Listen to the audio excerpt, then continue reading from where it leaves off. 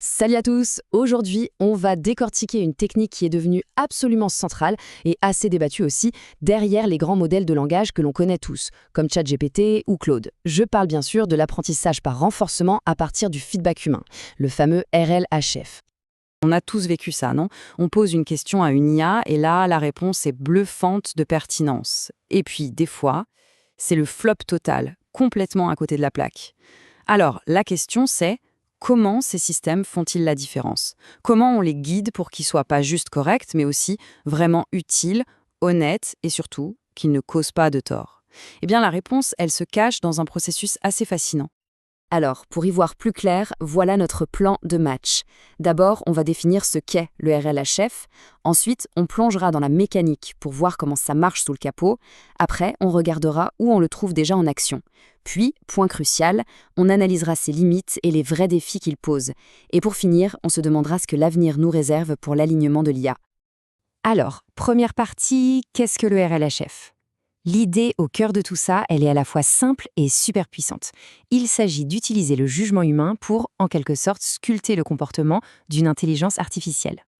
Voilà, le RLHF, c'est une technique qui permet de peaufiner les modèles d'IA et surtout les grands modèles de langage pour qu'ils collent mieux à nos préférences et à nos valeurs.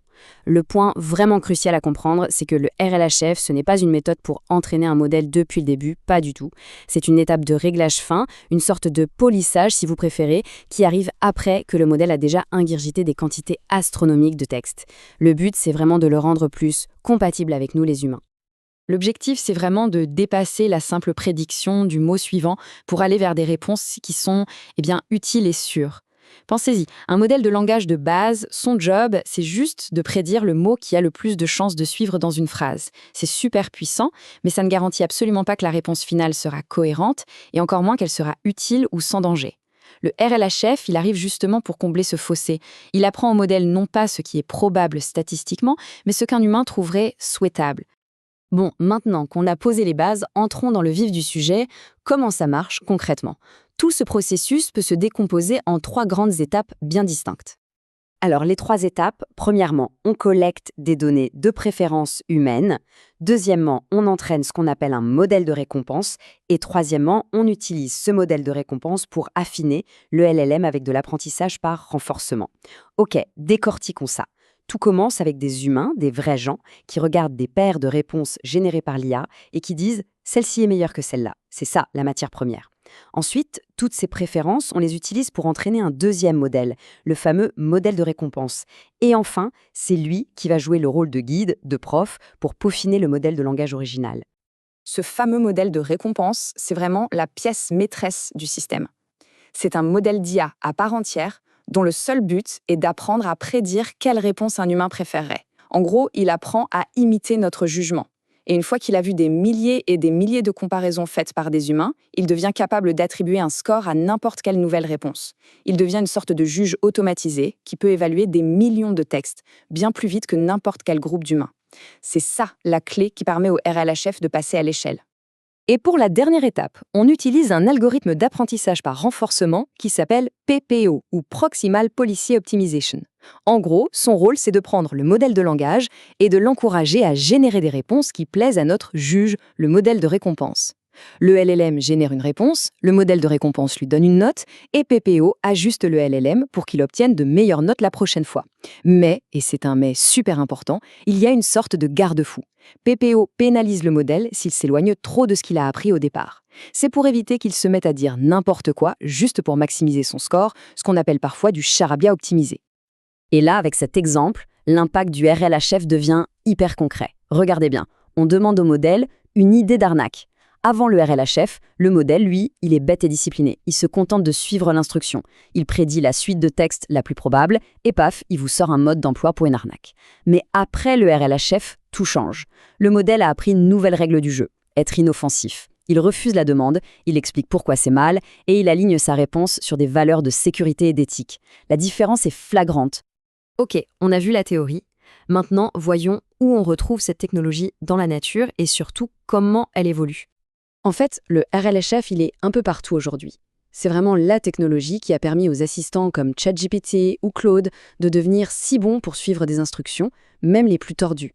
C'est aussi un outil clé pour la sécurité. On l'utilise pour réduire les réponses toxiques, biaisées ou carrément dangereuses. Mais ça ne s'arrête pas là. On l'utilise aussi pour améliorer des compétences très précises, comme la qualité d'un résumé de texte, ou pour aligner un modèle sur une valeur bien spécifique, comme le fait d'être inoffensif. Mais il y a un mais. Tout ce processus dont on a parlé repose sur des milliers, des dizaines de milliers d'heures de travail humain pour noter et classer toutes ces réponses. C'est lent, c'est très cher.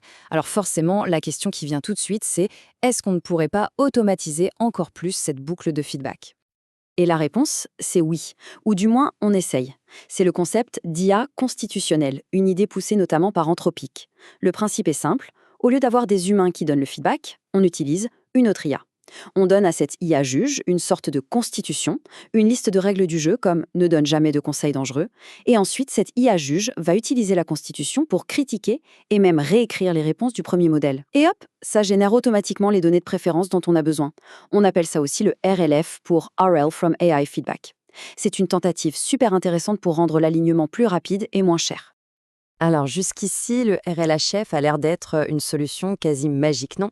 Eh bien, il est temps de nuancer un peu le tableau, parce que la réalité, elle est beaucoup plus complexe. Et le cœur du problème, c'est que cette idée de préférence humaine est en fait loin d'être simple et surtout loin d'être parfaite. Cette citation, elle tape en plein dans le mille. L'optimisation d'un proxy de récompense imparfait mène au piratage de la récompense. Ça veut dire quoi ? Ça veut dire que notre modèle de récompense, notre juge, n'est qu'un proxy, c'est une approximation, et forcément une approximation imparfaite, de ce que les humains veulent vraiment. Et le risque, quand on pousse un système à optimiser à fond un objectif imparfait, c'est qu'il trouve des failles pour avoir un bon score, mais d'une manière qu'on n'avait pas du tout prévue. C'est ça le fameux reward hacking. Et pourquoi ce proxy est-il imparfait ? Eh bien, les raisons sont nombreuses. Déjà, il y a les biais. Les humains qui donnent le feedback, ils ont leurs propres biais, culturels, politiques, et souvent, ces groupes d'évaluateurs ne représentent pas du tout la diversité de la population mondiale. Ensuite, il y a les erreurs, tout simplement. Les humains, ça fatigue, ça perd son attention, ça clique sur le mauvais bouton, et enfin, et c'est peut-être le plus vicieux, la tromperie. Les humains peuvent se faire avoir par une IA que génère une réponse super bien écrite, très confiante, mais complètement fausse. On finit par récompenser le style plutôt que la vérité. Et ça va même plus loin. Le feedback basé sur la préférence peut, et c'est un vrai paradoxe, punir les bons raisonnements. Regardez ça. Une étude a montré que, dans 72% des cas, quand on présente aux évaluateurs humains 2 réponses correctes, ils préfèrent la réponse simple et directe. Ils rejettent celle qui est plus complexe, même si elle montre un raisonnement plus solide. Le résultat ? Le RLHF peut, sans le vouloir, apprendre au modèle à être superficiel, à éviter des raisonnements complexes, pourtant essentiels pour résoudre des problèmes difficiles. Et ça nous amène à un autre problème de fond, le compromis de l'alignement. On a tendance à penser que rendre une IA meilleure, c'est une simple courbe qui monte, mais pas du tout. Ce que ce graphique montre, c'est que si on optimise une IA juste pour qu'elle soit utile, elle peut devenir en même temps plus nuisible. Il y a un arbitrage à faire. On ne peut pas juste pousser tous les potards à fond en même temps. Améliorer l'IA sur un axe peut la dégrader sur un autre. L'alignement, ce n'est pas une simple optimisation, c'est un équilibre complexe à trouver. Alors, face à tous ces défis, que fait-on ? On baisse les bras ? Non, bien sûr. La recherche est en ébullition et explore activement de nouvelles pistes pour aller au-delà du RLHF classique. Et parmi les alternatives ou les compléments au RLHF, il y a plusieurs idées intéressantes. Par exemple, le Direct Policy Optimization, ou DPO. C'est une méthode plus simple qui se passe carrément de l'étape du modèle de récompense. Il y a aussi la supervision de processus. Là, l'idée est géniale. Au lieu de récompenser juste la réponse finale, on récompense les étapes du raisonnement. On encourage la bonne méthode. Et enfin, une autre piste, c'est d'ajouter du feedback cardinal. C'est-à-dire qu'au lieu de juste demander laquelle est la meilleure, on demande aussi de combien est-elle meilleure. Cette petite info en plus peut réduire énormément la perte d'informations. Et tout ça nous laisse avec une question assez vertigineuse. Si la préférence humaine est un guide si peu fiable, surtout pour des raisonnements complexes, comment va-t-on faire pour apprendre à une IA à résoudre des problèmes qui nous dépassent, des problèmes que nous-mêmes on ne sait pas encore résoudre ? Le RLHF nous a beaucoup appris, mais il nous a surtout montré l'ampleur du chemin qui reste à parcourir. C'est peut-être ça, le plus grand défi de l'alignement de l'intelligence artificielle.